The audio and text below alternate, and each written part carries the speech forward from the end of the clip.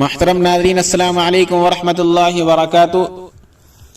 نماز میں قاعدہ اولا اور قاعدہ اخیرہ میں شریک ہونے والوں کے لیے ایک انتہائی اہم مسئلہ۔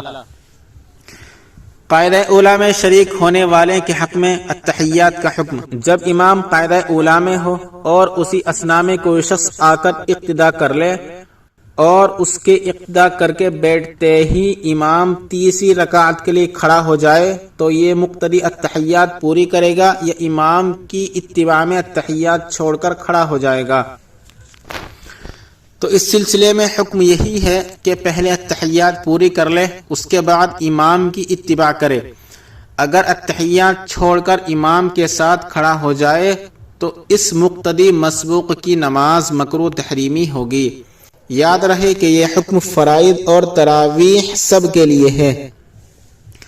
اگر امام قاعدہ اخیرہ میں ہو اور اسی اثناء میں کوئی شخص آ کر اقتدا کر کے التحیات کے لیے بیٹھ جائے اور اس کے بیٹھتے ہی امام سلام پھیر دے تو یہ شخص اپنی بقیہ نماز پوری کرنے کے لیے فوراً کھڑا ہو جائے گا یا التحیات پوری کرنے کے بعد کھڑا ہوگا؟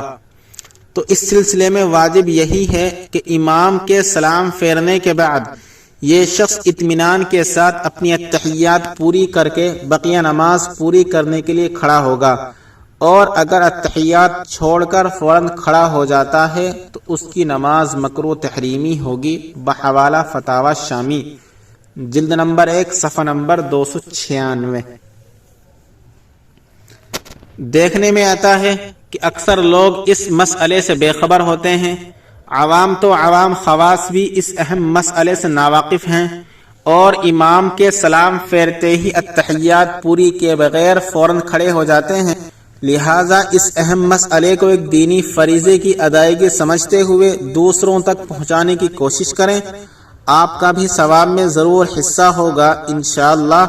اللہ تعالی ہمیں احکام شریعت کو صحیح طور پر صحیح سمجھ کر ان پر عمل کرنے کی توفیق عطا فرمائے۔